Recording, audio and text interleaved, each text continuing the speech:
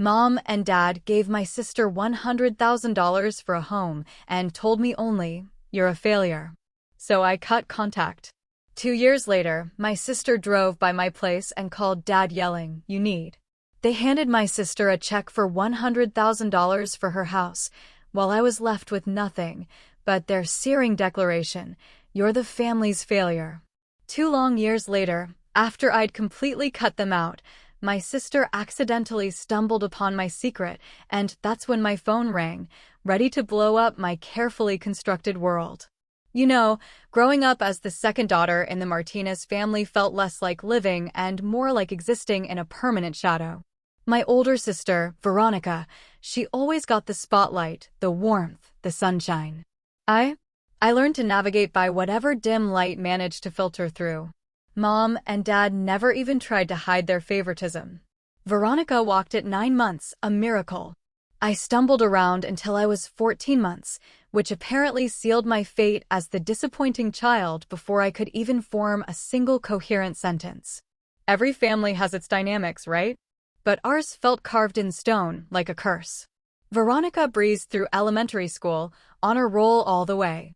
Me? I mostly brought home B's, with the occasional A-. And that would always prompt my dad to ask, with that tone, "What's wrong with you?" at every single parent-teacher conference.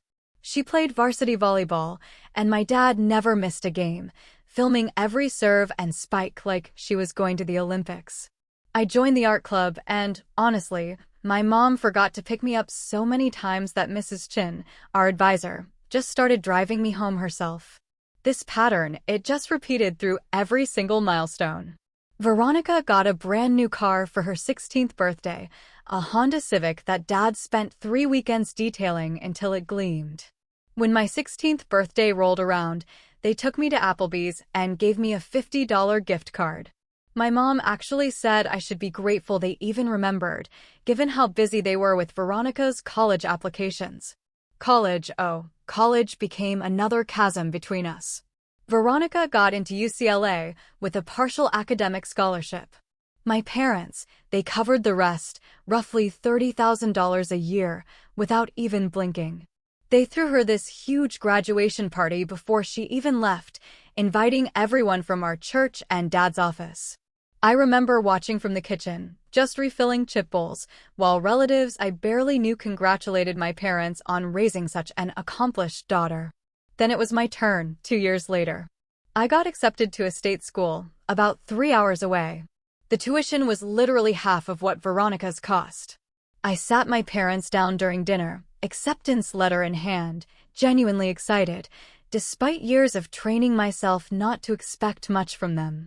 Dad barely looked up from his pot roast. "We're not paying for that," he said, cutting into his meat with surgical precision. The room, it just tilted slightly. "What do you mean?"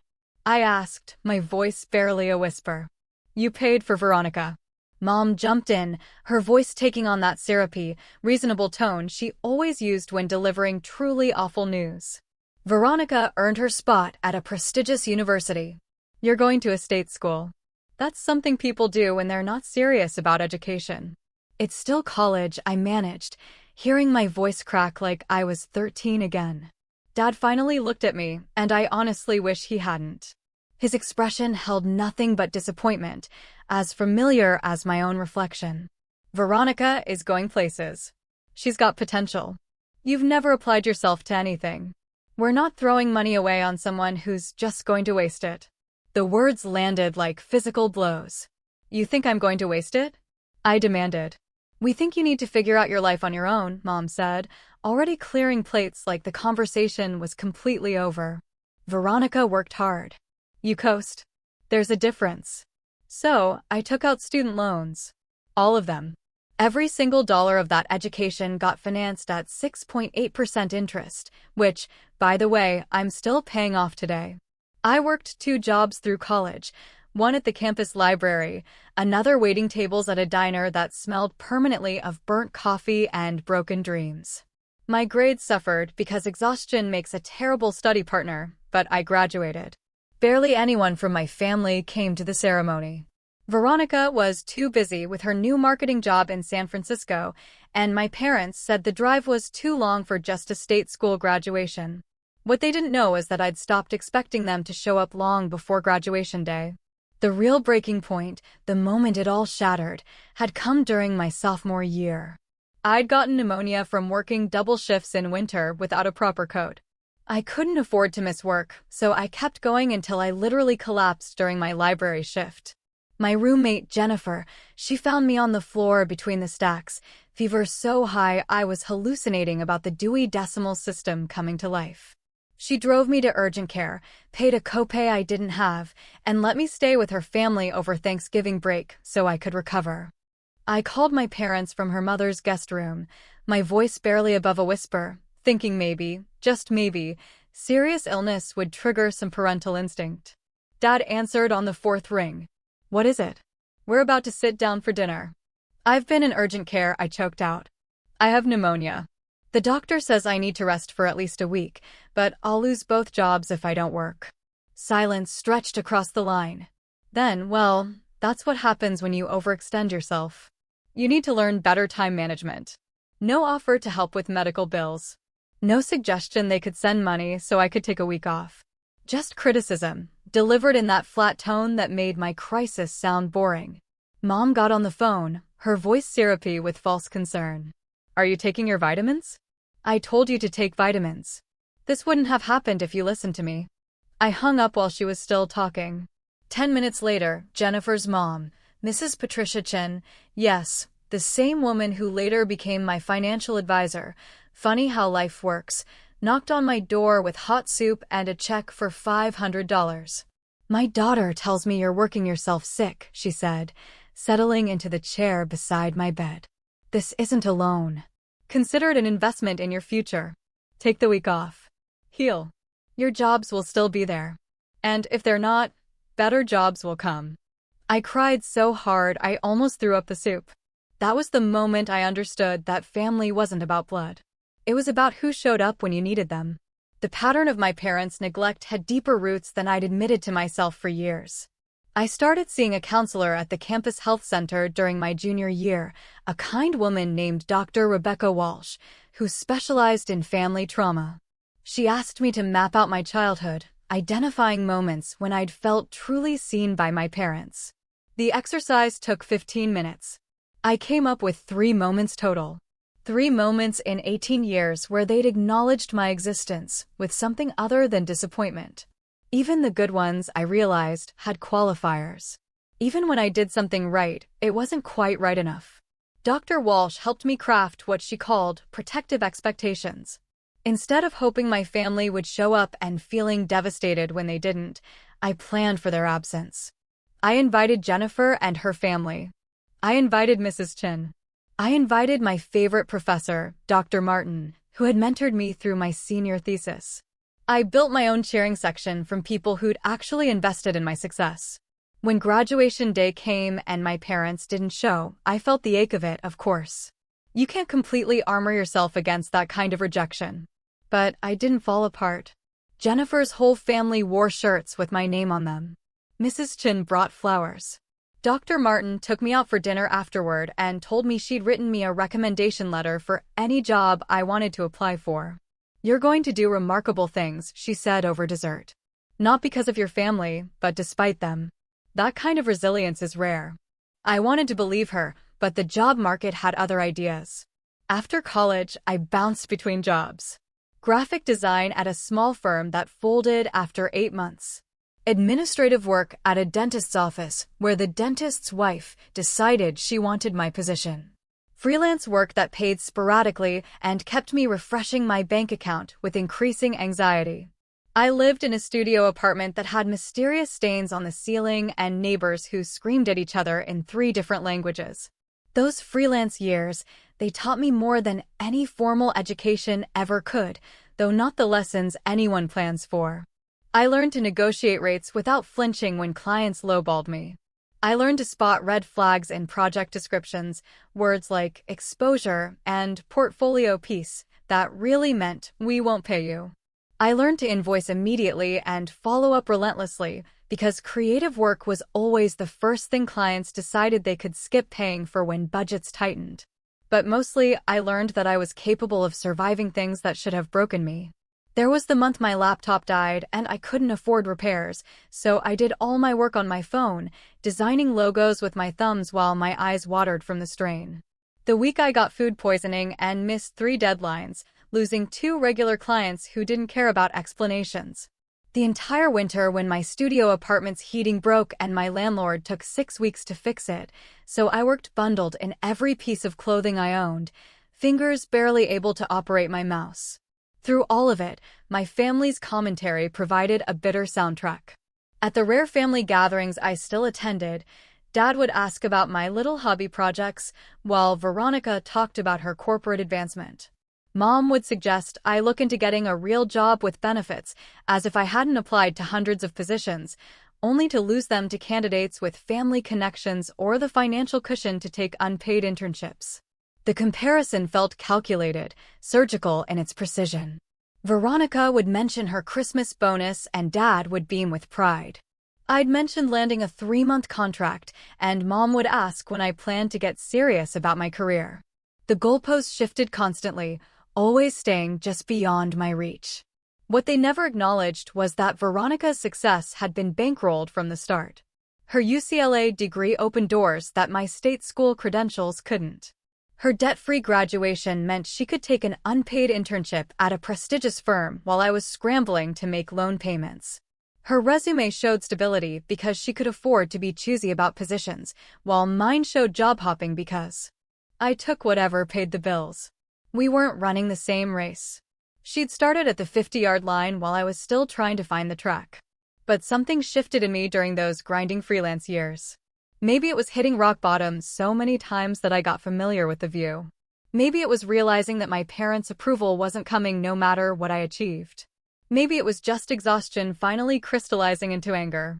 I stopped apologizing for my circumstances, stopped downplaying my achievements to make others comfortable. When clients tried to negotiate my rates down, I held firm or walked away. When family members made snide comments, I met them with silence instead of self-deprecating jokes. When people asked what I did for work, I said, I'm a designer, without the qualifier of just freelance. The confidence was part performance, part fake it till you make it, part genuine growth. But it worked. Better clients started finding me. Projects got larger and paid more. I built a reputation for reliability and quality work that led to referrals and repeat business. Then came the family dinner that detonated whatever remained of our relationship. Every family dinner became an exercise in humiliation. Veronica would talk about her career trajectory, her 401k, her boyfriend Marcus, who worked in tech and had serious future potential. My parents hung on every word, asking follow-up questions and bragging to their friends. When conversation turned to me, if it turned to me, Dad would ask if I'd found real work yet, and Mom would suggest maybe I should look into going back to school for something more practical. The final straw came on a Tuesday evening. I'd driven 4 hours to have dinner with them, something I did monthly despite every instinct screaming to stop. Veronica video called halfway through the meal, her face glowing with news. She and Marcus were buying a house, she gushed through the phone screen. We found the perfect place in Marin County. 3 bedrooms, gorgeous kitchen, near the good schools for when we have kids, but we're just slightly short on the down payment. I watched my father's face transform into something tender, an expression I'd spent 26 years trying to earn. How much do you need, sweetheart? He asked. 100,000 would make it comfortable, she replied. We could swing it without, but it would stretch us thin. Mom and Dad exchanged one of their silent conversations, the kind where entire decisions happened in the space between eye contact. Dad nodded. Consider it done, he said. We'll wire it tomorrow. My fork clattered against my plate. You're giving her $100,000? I asked, my voice tight. We're investing in her future, Mom corrected, like word choice changed the mathematics of favoritism. Something in me snapped. Or maybe, finally broke free. I couldn't get $30,000 for an education, but she gets $100,000 for a house? Dad's expression hardened. Veronica has proven herself. She's responsible. She's made something of her life. And I haven't? The question came out smaller than I intended. Look at yourself, Dad said, and his tone carried such contempt that I physically recoiled. You're 26 years old, working freelance jobs, living in that terrible apartment. You've accomplished nothing. Veronica is settling down, building equity, making smart choices. You're the failure of this family, and we're not going to fund failure anymore. The silence that followed could have swallowed planets. Mom didn't contradict him. Veronica's face on the phone screen showed discomfort, but no disagreement. Nobody rushed to my defense or softened the blow. I stood up, my legs somehow steady, despite feeling like my entire foundation had crumbled. Okay, sit down. We're not done with dinner, Mom said. Yeah, I replied, we are. I walked out of that house and didn't look back, even when Mom called after me that I was being dramatic.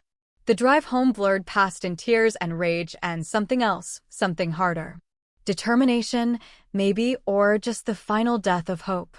I stopped calling, stopped texting, stopped showing up to family dinners and holiday gatherings.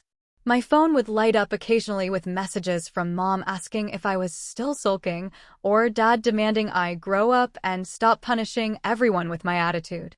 Veronica sent a few half-hearted texts about family being important and forgiveness being strength. I deleted them all.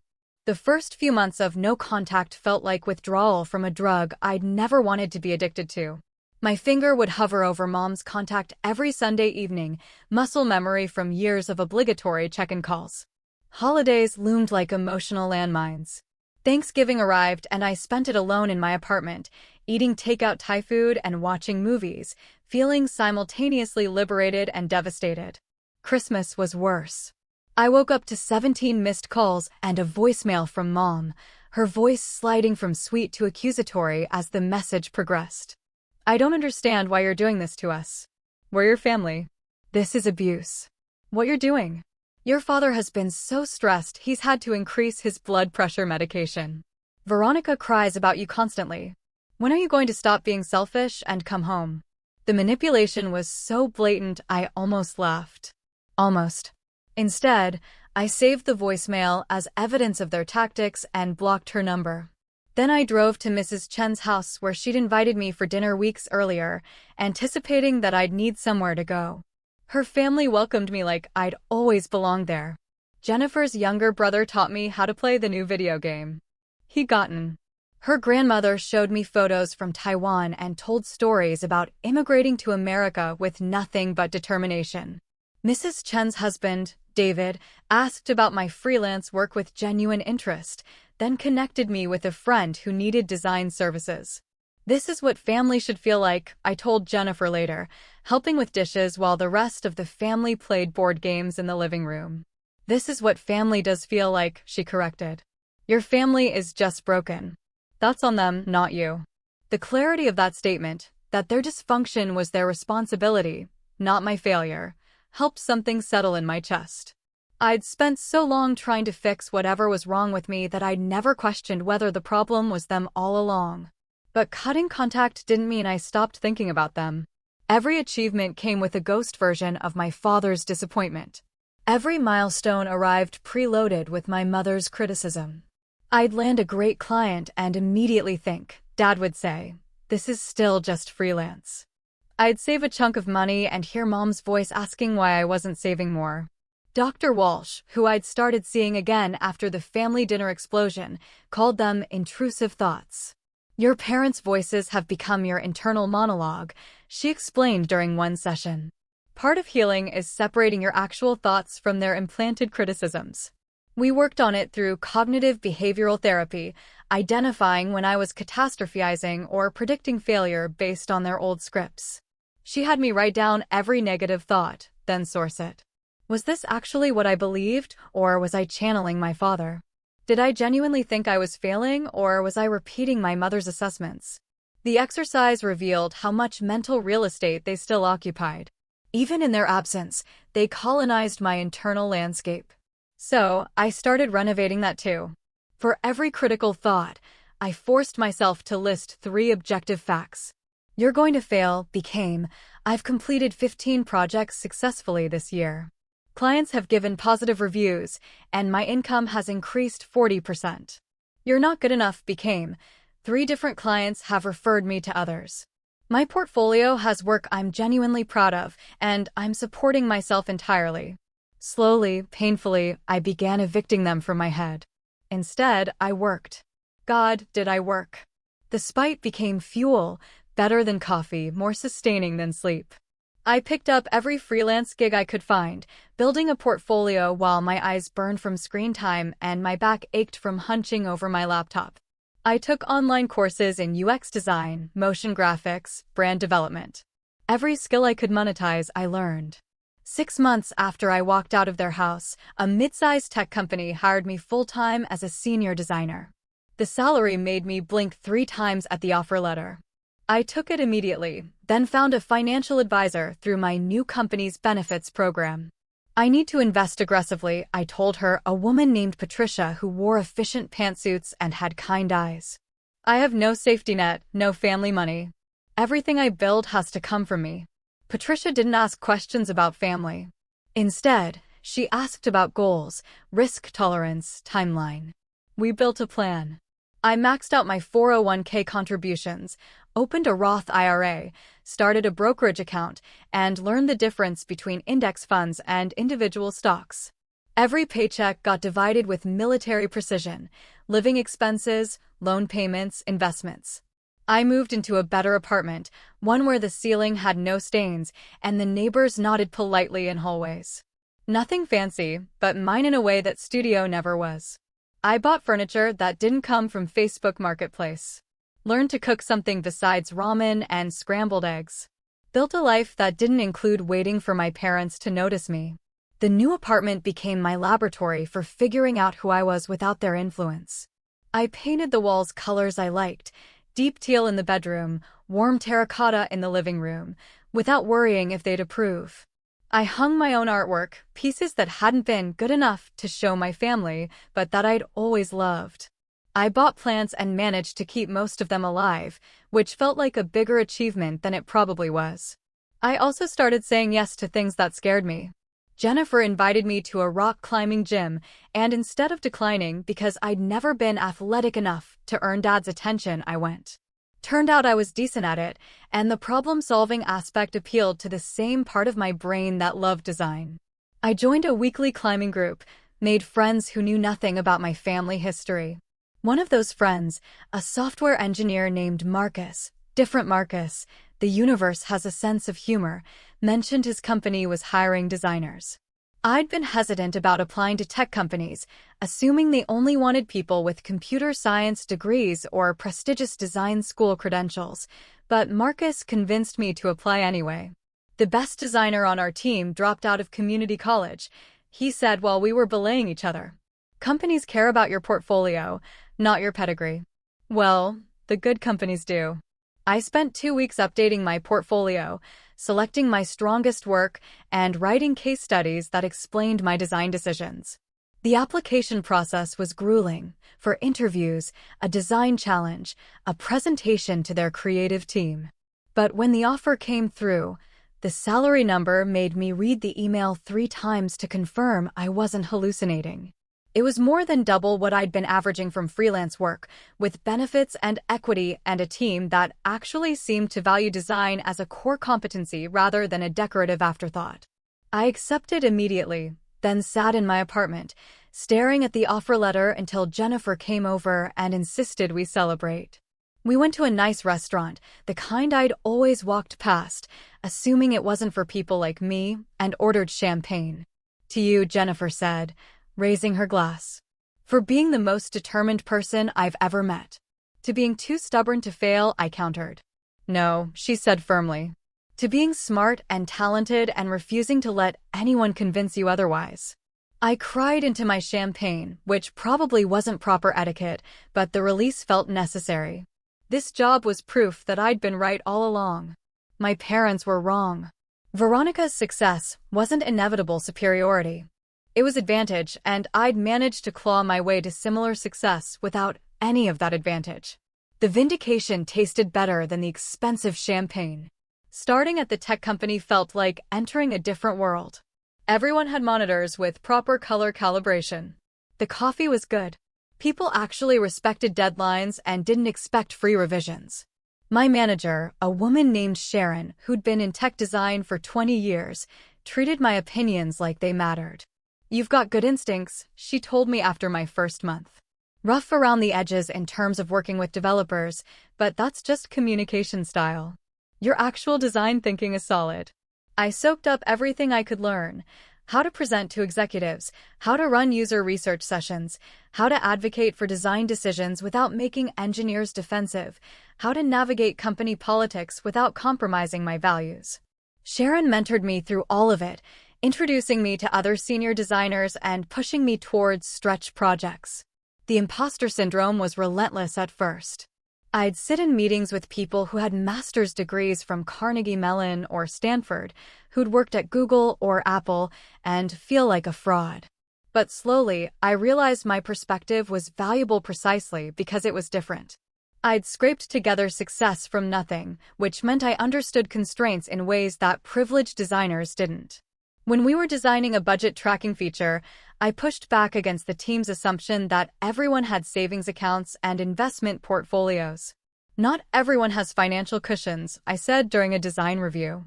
"Some people are tracking money down to the dollar because they're choosing between groceries and rent."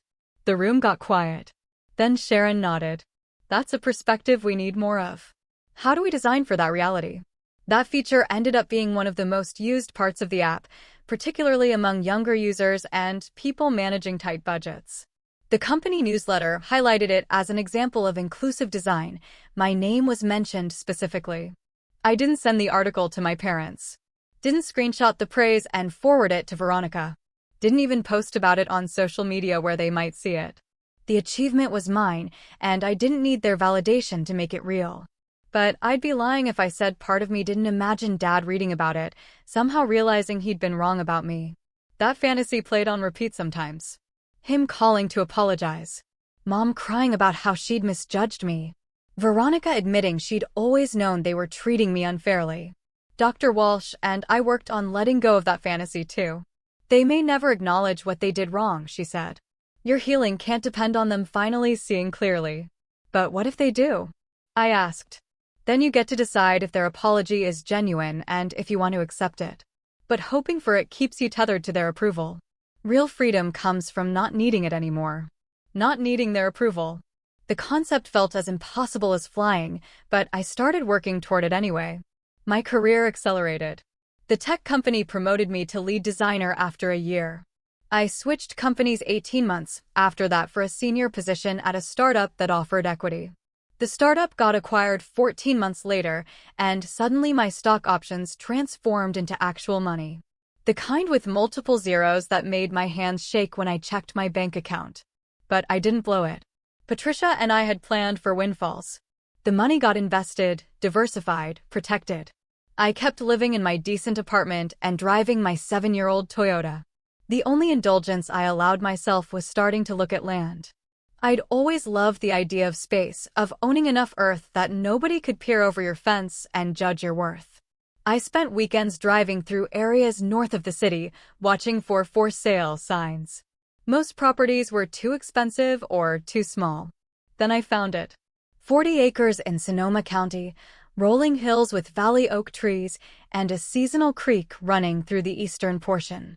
The land had sat on the market for 8 months because it needed well and septic work, which scared off most buyers.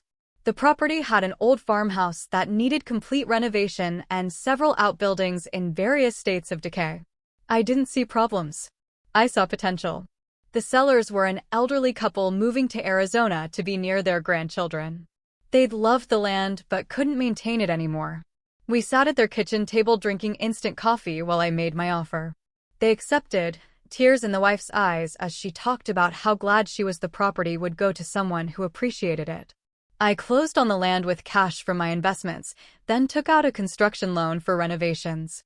But I didn't hire everything out. Years of watching DIY videos and spite-driven determination meant I could do more than most people assumed. I hired contractors for the structural work, the well drilling, the septic system. Everything else I researched and learned. I spent every weekend out there tearing out rotted wood and learning to tile. I refinished the original hardwood floors myself, on hands and knees with a rented sander, painted every wall, replaced light fixtures and cabinet hardware.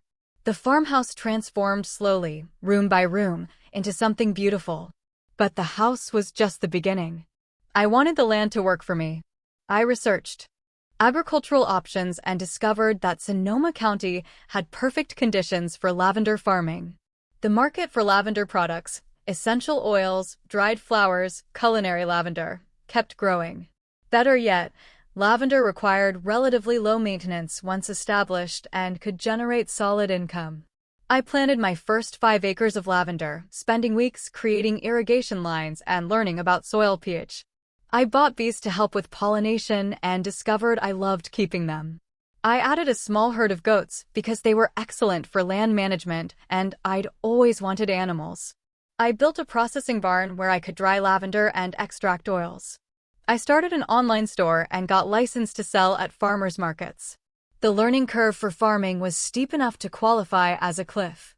Everything I thought I understood about hard work got redefined during that first year. I spent weekends reading agricultural extension guides and watching YouTube videos about lavender cultivation at 2 a.m. when I couldn't sleep. I joined online forums where experienced farmers answered my endless questions, usually with more patience than I deserved. The bees terrified me initially. I'd signed up for a beginning beekeeping course at the local extension office, where a weathered farmer named Tom taught 15 of us how to maintain hives without getting stung into anaphylaxis. He had this zen-like calm around the bees that I couldn't imagine replicating. "They'll sense your fear," he said during our first practical session, suiting me up in a borrowed suit. "Stay calm, move deliberately, and respect what they're doing." My hands shook so badly I could barely hold the smoker, but Tom stayed beside me, talking through every step until I'd successfully checked my first frame for eggs and honey. The bees crawled over my gloved hands, and instead of panic, I felt something like wonder. "You're a natural," Tom said, and I nearly cried from the simple kindness of someone seeing potential in me. I bought 3 hives, which Tom helped me install on the property. I named them completely ridiculous names: Beyonce, Dolly, and Cher, because if I was going to do this, I was going to enjoy it. The goats got similarly absurd names: Rambert Downey Jr., Goats Art, and Billy Joel. My property started feeling less like an investment and more like a home. The physical labor was brutal, but satisfying in ways my tech job never achieved. I'd spend mornings on the computer doing design work, then afternoons in the fields, my hands in soil and my mind blissfully quiet. The goats would follow me around like demanding toddlers, headbutting my legs when they wanted attention. The bees hummed their constant song. The lavender grew in neat purple rows that smelled like every good thing I could imagine. During harvest season that first year, I hired 2 local high school students, Emma and Tyler, to help pick and bundle lavender. I paid them well above minimum wage and threw in fresh goat cheese and honey as bonuses. They worked hard, and I loved watching them discover that farm work could be rewarding when you were treated fairly. Emma mentioned during a lunch break that she was trying to save for college, but her parents couldn't help with costs. The echo of my own story was so loud I almost flinched. "What do you want to study?" I asked. "Environmental science. But the state schools are expensive, and I don't know if I can save enough while also helping my family." I thought about it for exactly 3 seconds. "I'll hire you part-time year-round if you want. 15 hours a week, flexible around your school schedule. The work varies by season: planting, maintenance, harvest, processing. You can save specifically for college." Her face transformed. "Seriously? Seriously? You're a good worker, and I need consistent help anyway." "Tyler, same offer if you're interested." They both accepted. I taught them everything Tom had taught me about land management, bee care, and crop cultivation. I watched them develop confidence and skills that no classroom could provide. When Emma got her acceptance letter to UC Davis the following spring, I gave her a bonus and told her I'd keep her position open for summer work. "Why are you doing this?" she asked, the envelope still clutched in her hand. "Because someone did it for me once," I said, thinking of Mrs. Chin and a $500 check when I had pneumonia.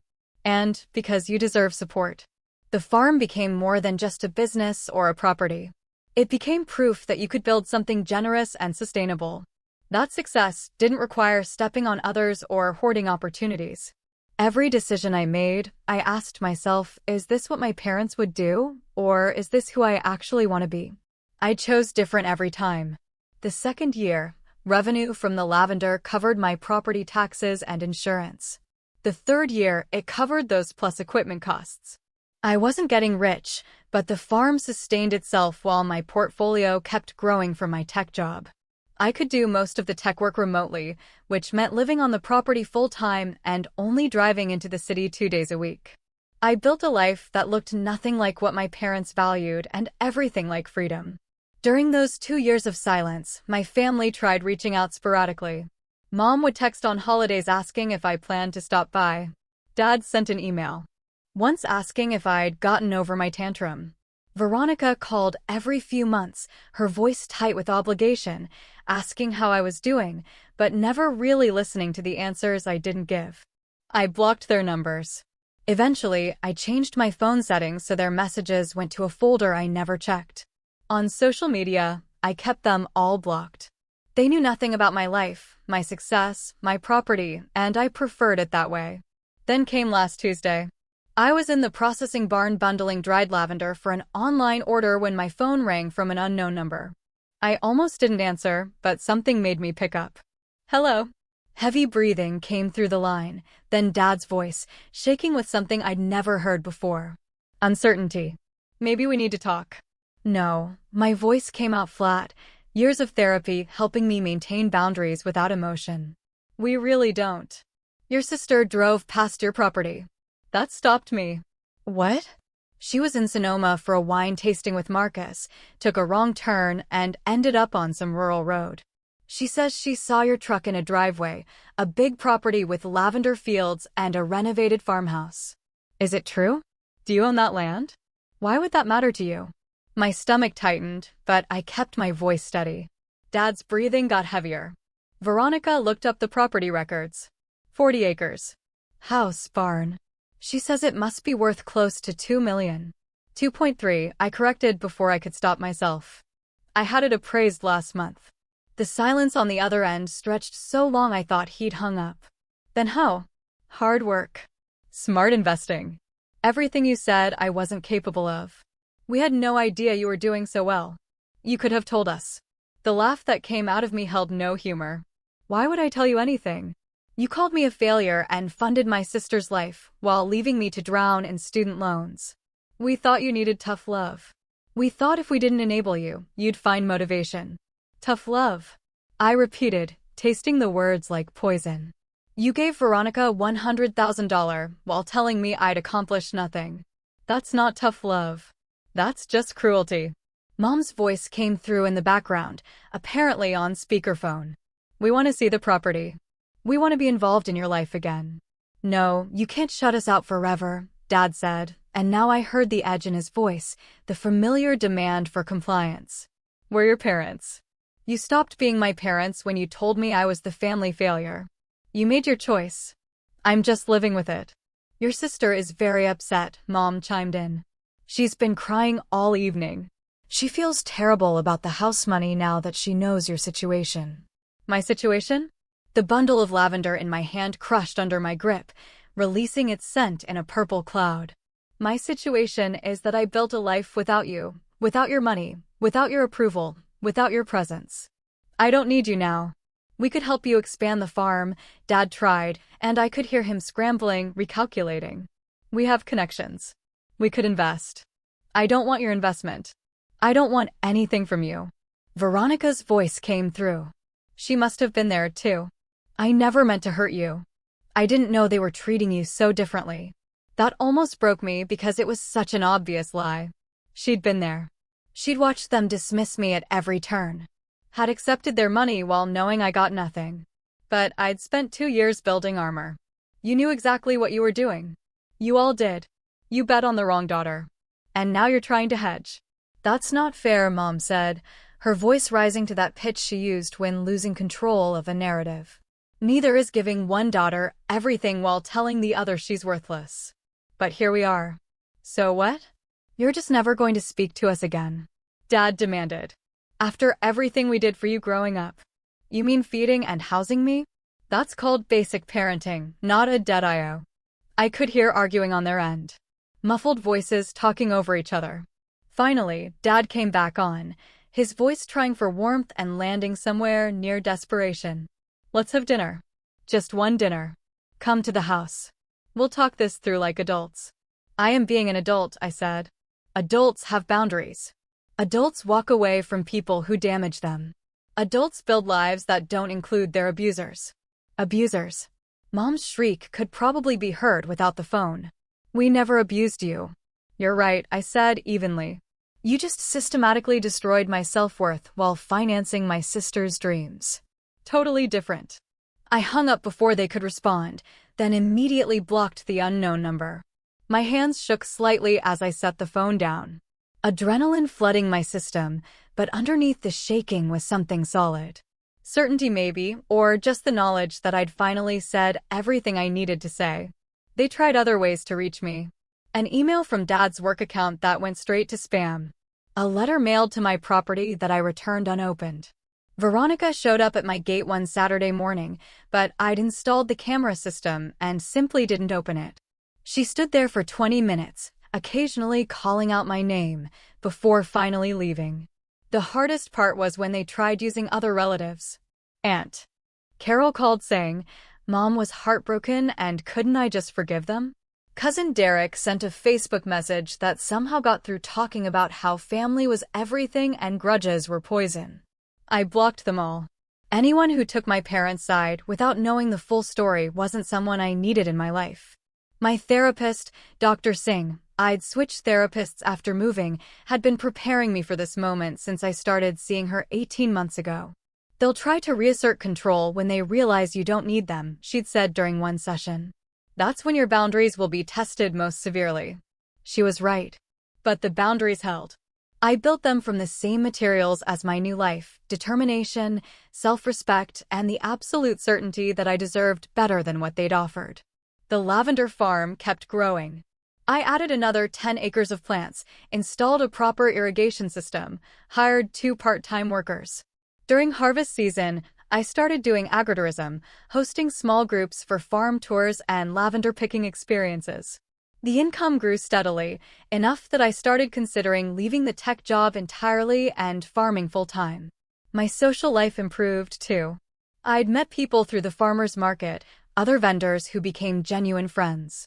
I started dating someone I met at a sustainable agriculture workshop, a man named Chris who raised heritage breed chickens and made terrible jokes about pecking orders. Nothing serious yet, but something warm and uncomplicated. Something that didn't require proving my worth every conversation.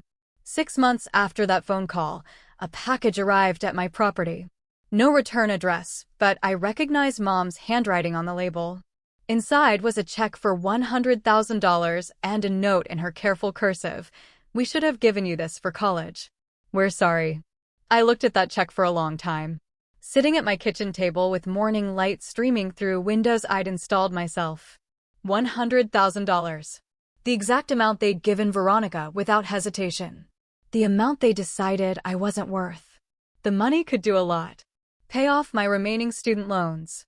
Build a proper store on the property. Buy equipment I'd been saving for. But taking it would mean accepting their terms, their timeline for reconciliation. It would mean agreeing that money could fix what they'd broken. I tore the check into pieces small enough that they couldn't be taped back together. Put them in an envelope with a single sentence written on a piece of paper, "You can't buy forgiveness." Then I mailed it back to their address.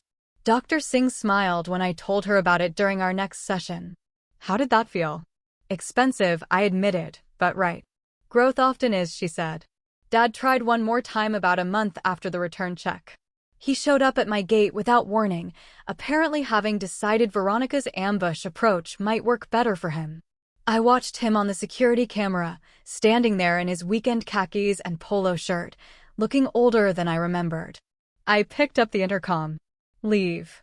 I just want 5 minutes, please. You had 26 years. You used them to tell me I wasn't good enough. We're done. I was wrong, he said, his voice cracking slightly. And part of me, the part that was still his little girl, desperate for approval, wanted to open the gate. But I'd worked too hard to let that part drive anymore. You were, I said quietly. And now you get to live with that, just like I had to live with it. Can't we move past this? Can't you forgive us? I can forgive you, I said slowly, realizing as I spoke that it was true. I can forgive you for being flawed parents who played favorites and damaged their daughter. But forgiveness doesn't mean reconciliation. It doesn't mean letting you back into my life to do more damage. It just means I'm not carrying your mistakes anymore. He stood there for a long moment, shoulders sagging. Then he walked back to his car and drove away. I watched until his taillights disappeared down the road. That was 3 months ago. They haven't tried since. Maybe they finally accepted that some bridges, once burned, don't get rebuilt. Maybe they tell their friends I'm ungrateful or difficult. Maybe Veronica still cries about the unfairness of it all during her wine tastings with Marcus in their $100,000 house. I don't know, and I don't care. That's the freedom I've earned. The ability to simply not care what they think of me anymore. My lavender farm just finished its best season yet. Revenue hit 6 figures for the first time, and projections for next year look even better. I'm launching a line of lavender skincare products in partnership with a small cosmetics company. Chris and I are talking about moving in together, maybe building a second small house on the property. I'm teaching a workshop next month on sustainable farming practices. Life looks nothing like what my parents imagined for either of their daughters, and everything like what I needed it to be. Some days I still feel that old ache, wishing I had a family who celebrated my successes and showed up for my life. But mostly I feel grateful for the family I've chosen. Friends who actually care. A therapist who helps me heal. A community that values what I build. The Martinez family lost a daughter the day they called her a failure. They just didn't realize it until she stopped needing their validation enough to prove them wrong. By then, I had already built something they could never touch. A life that belonged entirely to me, purchased not with their money, but with my own sweat, tears, and stubborn refusal to be who they said I was. Sometimes at sunset, I walk through my lavender fields with the bees humming and the goats trailing behind me. And I feel something I never felt growing up. Peace. The bone-deep certainty that I'm exactly where I'm supposed to be, doing exactly what I'm meant to do. My parents gave Veronica $100,000 and called it an investment. They gave me nothing but doubt and criticism and called it motivation. Turns out they were both wrong about what I needed. I needed exactly what they refused to give me, the chance to fail on my own terms, to struggle without them watching with disappointment, to build something without their fingers on the scale. They meant to abandon me. Instead, they freed me. So when people ask if I'll ever reconcile with my family, I smile and say, probably not. Because the family that matters isn't the one you're born into. It's the one you build around yourself. Person by person, choice by choice, boundary by boundary. And mine doesn't have room for people who only valued me once I didn't need them anymore.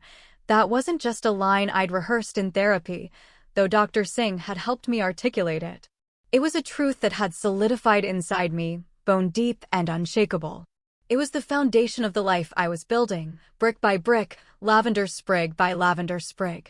The farm, my beautiful 40 acres, it wasn't just land anymore. It was a canvas, a sanctuary, a testament. It was a living, breathing entity that demanded my attention, my ingenuity, and my sheer stubborn will. And every demand it made, every challenge it threw my way, solidified my belief in myself, in my ability to not just survive, but to thrive. Take the skincare line, for instance. I'd mentioned it briefly to Chris, my heritage chicken farmer, during one of our evening walks among the newly planted lavender rows.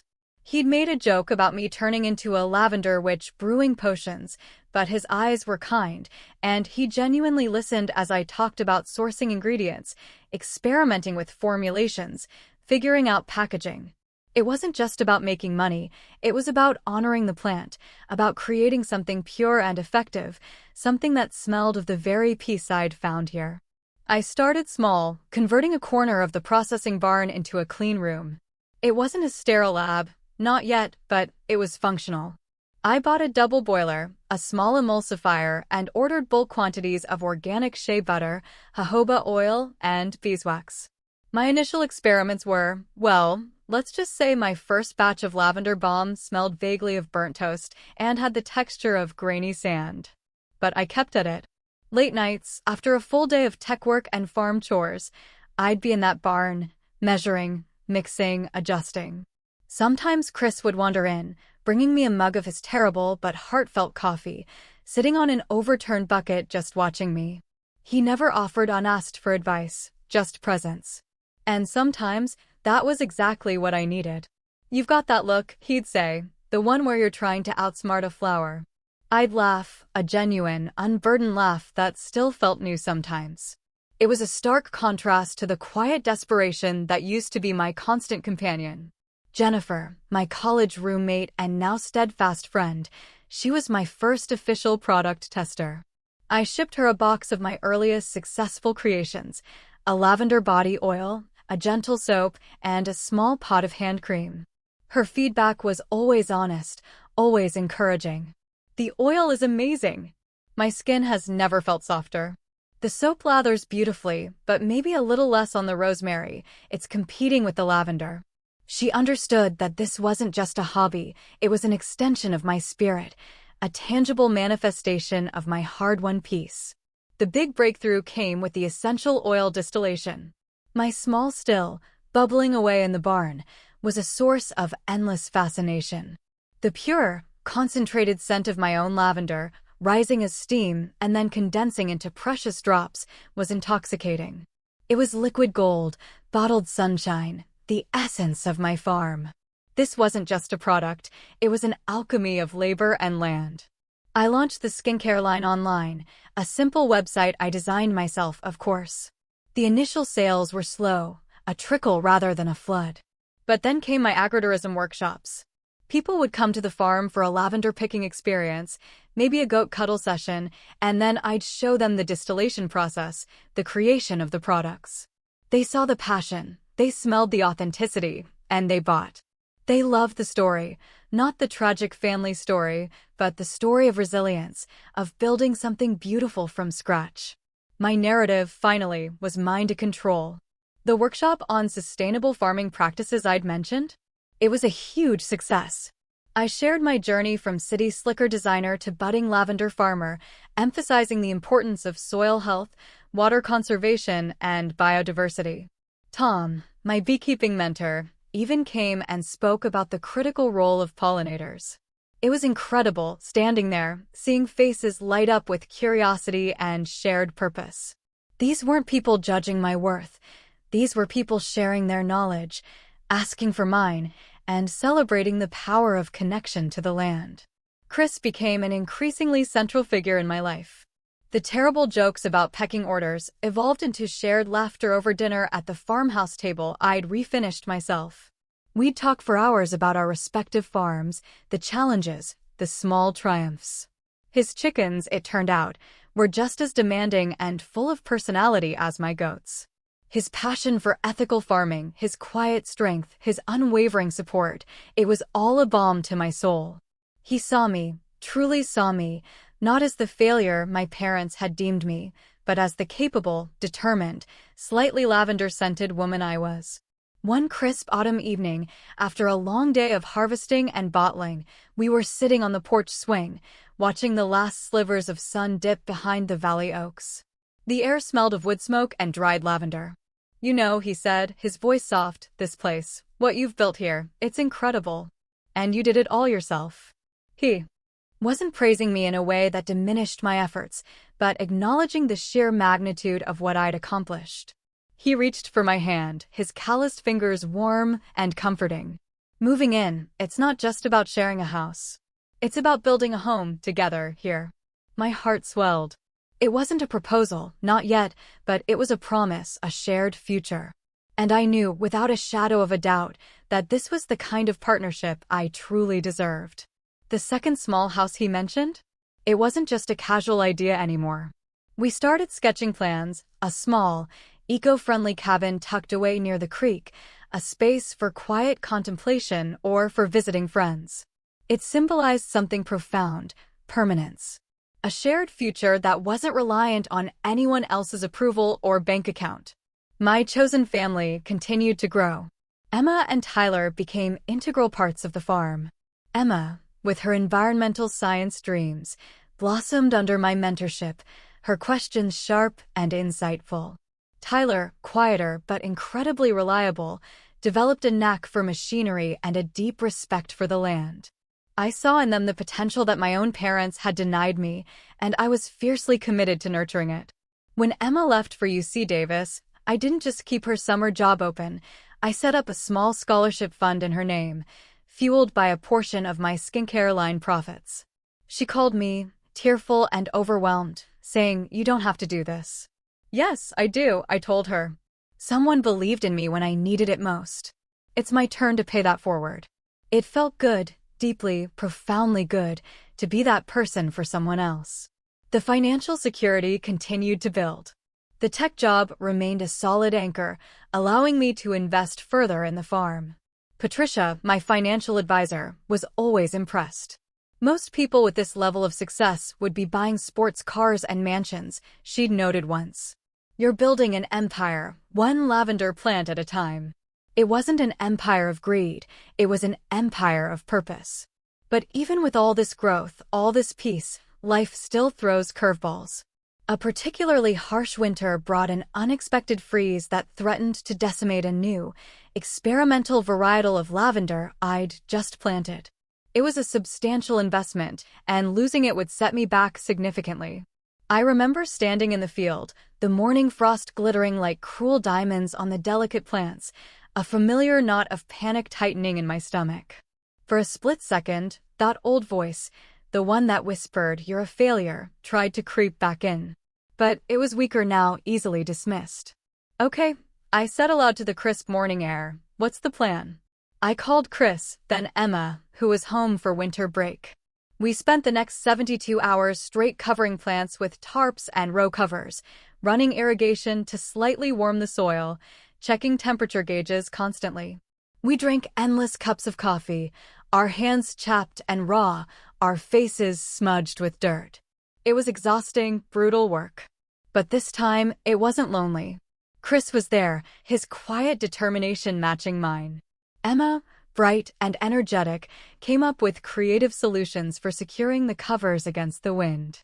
Jennifer even drove up one day with a huge pot of chili and an extra set of gloves, just to offer moral support and warm food. We saved most of the crop. It wasn't a complete recovery. Some plants were lost, but the majority survived. Standing in the thawed field a week later, looking at the tender green shoots emerging, I realized something profound. My parents' tough love had always been about tearing me down, about proving their own superiority. This shared struggle and collective effort to save something precious, this was true resilience. This was the strength of community. This was family. This experience, this small crisis averted, further cemented my decision. I was ready to leave the tech job. It was good, it was stable, it had bought me the farm. But my heart, my true passion, was here in the soil, with the plants, with the bees and the goats and the people who believed in the vision. It was time to fully commit. The transition was smooth. My tech company was supportive, offering me a consulting role if I ever needed it, recognizing the value of my design mind even as I stepped away from the corporate world. Patricia helped me fine-tune my financial plan for the farm's full-time operation. It was scary, taking that final leap, but it felt right. It felt like coming home to myself. My farm, which I'd officially named Solace Ridge Lavender Farm, started to truly flourish. The agritourism aspect expanded. I hosted yoga retreats, small outdoor concerts, and a series of farm-to-table dinners featuring local produce and, of course, my lavender. People came from all over, seeking a connection to nature, to authenticity, to a story of quiet triumph. I even began collaborating with other local farmers, creating a small collective to cross-promote our products and share resources. It was a far cry from the isolation I'd felt in my early freelance days.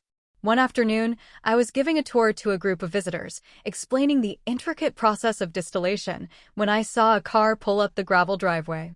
It was an unfamiliar make and model, but the way it hesitated, then moved slowly towards the farmhouse, gave me a familiar prickle of unease.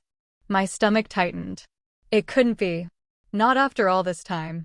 I continued the tour, my voice steady, but my eyes scanned the approaching vehicle. Then I saw her. Veronica. And with her, Mom and Dad. They looked older. Dad's hair was thinner, streaked with more gray. Mom's posture was a little stooped. Veronica, though, still had that polished, perfect look, even if her smile seemed a little brittle around the edges. They got out of the car, looking around my thriving farm with an expression I couldn't quite decipher. A mix of awe, confusion, and something else. Embarrassment? Resentment? My group finished the tour, thanked me enthusiastically, and headed to the farm store. I walked towards my biological family, my heart thumping a steady, almost calm rhythm. "Can I help you?"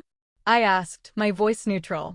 Mom stepped forward first, her syrupy tone back, laced with a new desperation.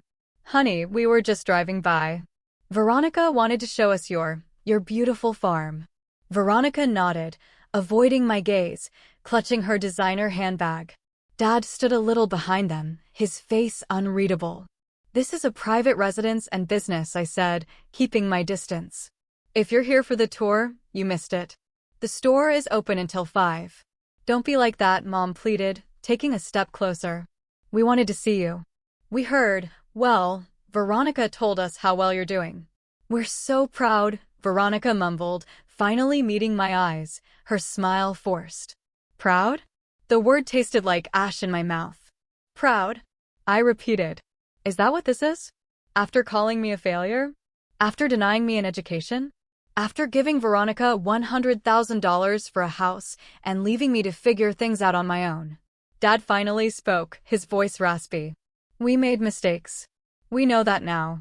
We thought we were pushing you to be stronger." "You weren't pushing me," I countered, my voice rising, the calm facade cracking. "You were abandoning me. You were actively sabotaging me. You didn't believe in me, not one bit. And now that I've built something incredible without you, despite you, you want a piece of it? You want to claim credit?" The anger, dormant for so long, flared. "That's not fair," Mom said again, the familiar refrain. "We're still your parents. You can't just cut us out of your life." "I can," I stated, the anger now sharpening into resolve. "I did. And I built a life that's more vibrant, more loving, and more authentic than anything you ever offered me. Look around. This isn't just a farm. This is my peace. This is my purpose.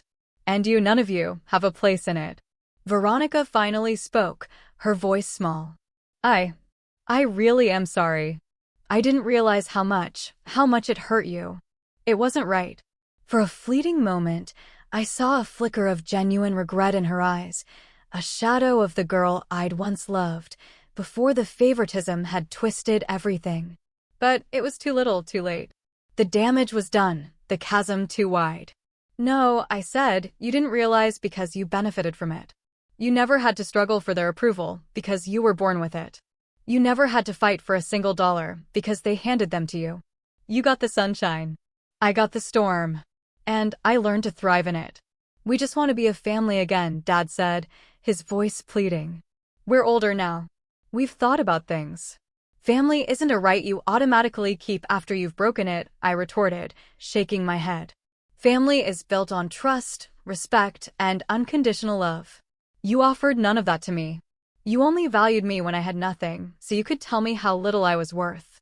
And now that I have everything, you want back in? That's not love. That's opportunism. And I don't need it. I don't need you."